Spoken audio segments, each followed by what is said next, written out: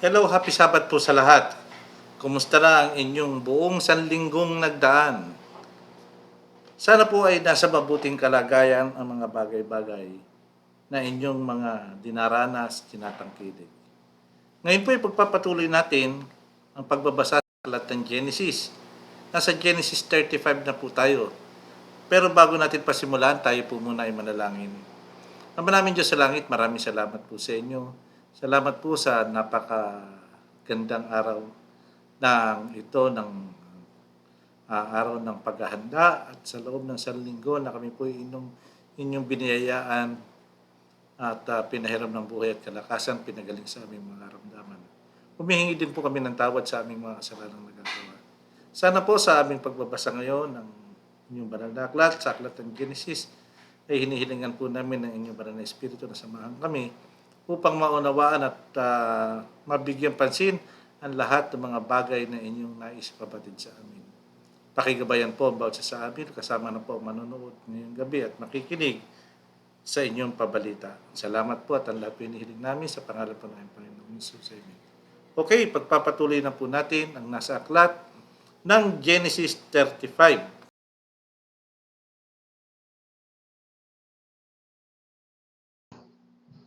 Okay, ngayon po ipagpapatuloy natin ang pagbabasa sa 35 ng Genesis 1 hanggang 29. At sinabi ng Diyos kay Jacob, tumindig ka, umahon ka sa Bethel, at tumahan ka roon at gumawa ka ng isang dambana sa Diyos na napakita sa iyo nang ikaw ay tumakas mula sa harap ng iyong kapatid na si Esau, na magkagayon sinabi ni Jacob sa kanyang sambahayan at sa lahat ng kanyang kasama na ihiwalay ninyo ang mga Diyos ng iba at nga sa inyo at magpakalinis kayo at magbago kayo ng inyong suot. At tayo nagsitindig, magsisampa tayo sa Bethel at gumawa roon ng dambana sa Diyos na sumagot sa atin sa araw ng aking kapisanan at sumaakin sa daan ng aking nilakaran. At kanilang ibinigay kay Jacob ang lahat ng ibang pinakadiyos na nasa kamay nila at ang mga hikaw na nasa kanila at sa kanilang nasa kamay. At itinago ni Jacob sa ilalim ng punong ensina na malapit sa Sichem. At sila'y naglakbay at ang isang malaking sindak mula sa Diyos ay sumabayan na nasa palibot nila at hindi nila hinabol ang mga anak ni Jacob. Sa gayon naparoon si Jacob sa Luz na nasa lupain ng Kanaan na siyang Bethel at ang buong bayang kasama niya.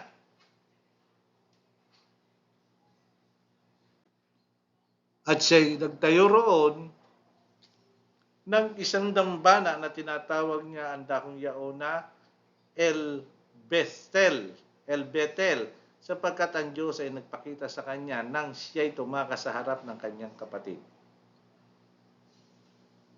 At namatay si Deborah, na yaya ni Rebecca, at nilibing sa paanan ng Bethel sa ilalim ng ensina na ang pangalan ay tinawag na Alon Bakut. At ang Diyos ay napakita uli kay Jacob nang siya'y nanggaling sa Paddan Aram at siya'y pinagpala. At sinabi sa kanya ng Diyos, ang pangalan mo'y Jacob, ang pangalan mo'y hindi natatawagin pang Jacob, kundi Israel ang itatawag sa iyo. At tinawag ang kanyang pangalan na Israel. At sinabi sa kanya ng Diyos, ako ang Diyos makapangyarihan sa lahat, ikaw ay lumago ka at dumami ka. Isang bansa at kapisanan ng mga bansa ang nagmumula sa iyo at mga hari ay lalabas sa iyong balakang. At ang lupaing ibinigay ko kay Abraham at kay Isaac ay ibibigay ko sa iyo at sa iyong lahi. Pagkamatay mo ay ibigay ko ang lupain.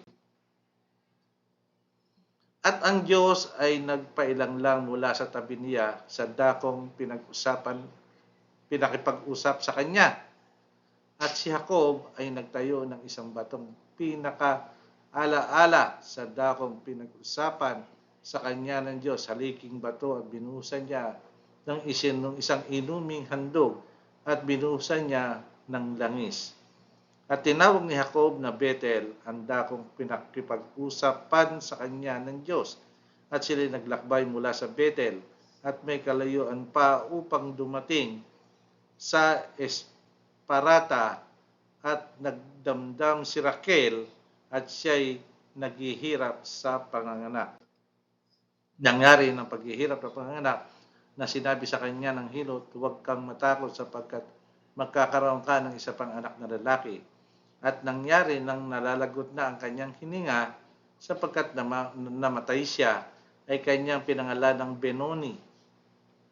Datapwat pinangalanan ng kanyang ama na Benjamin.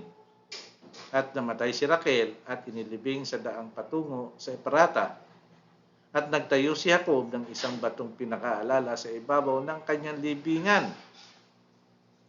Sa bato na siyang batong pinakaalala sa libingan ni Raquel hanggang ngayon. At naglakbay si Israel at iniladlad ang kanyang tolda sa dako paroon ng muog ng Eder. At nangyari samantalang tumahan si Israel sa lupaing yaon at si Ruben ay yumaon na sumiping kay Bilha na babae ng kanyang ama at ito'y nabalitaan ni Israel. 12 ang anak na lalaki ni Jacob. Ang mga anak ni Leah ay si Ruben na panganay ni Jacob at si Simeon at si Levi at si Juda at si Isakar at si Zebulun. Ang mga anak ni Raquel ay si Jose at Benjamin. At ang mga anak ni Bilha, ang alila ni Raquel ay si Dan at Nephtali. At ang mga anak ni Silpa na alilang babae ni Leah ay si Gad at si Aser. Ito ang mga anak ni Jacob na ipinanganak sa kanya sa Padan Aram. At naparoon si Jacob kay Isaac na kanyang ama sa Mamre sa Kirat Arba. At doon tumahan si Abraham at si Isaac. At nang naging araw na yun ni Isaac ay 180 araw. At nalagot ang hininga ni Isaac at namatay siyang kalakip ang kanyang bayan. Matanda at puspos ng mga araw at inilibing siya ng kanyang anak na si Esau at ni Jacob. Napakaganda po ng istorya. Ano po? Nakita po natin ang kasaysayan sa buhay ni Jacob, kung ano-ano ang mga nangyari sa kanya. So, magandang kasaysayan ano po. At sa pagpapatuloy natin sa isang linggo ay tatalakayin po natin ang susunod na kabanata sa buhay ni Jacob. Tayo po muna ay manalangin sa ating pagtatapos. Ama namin Diyos sa langit, maraming salamat po sa napakagandang istorya na ito. At nawa ito po ay paunawaan namin ng patuloy ang nais niya ipabatid sa amin sa napakagandang history na aming binabasa sa tuwi-tuwi na. Salamat po sa inyo at muli magtatagubilin kami sa inyo sa araw ng Sabat na ito na kami po ipakigabayan at bantayan sa lahat ng aming mga gagawin at magpapasama kami sa inyo sa bukas sa araw ng Sabat na kami po ipakigabayan sa aming misyon. Salamat po sa inyo at ang lahat po inihiling namin sa pangalan po ng Panginoong Hesus. Amen. Okay, bumabati po ko sa inyo ng isang happy Sabat sa lahat. At tayo po ay mag-ingat at ang pagpapala ng Panginoon ay sa atin. Happy Sabat po.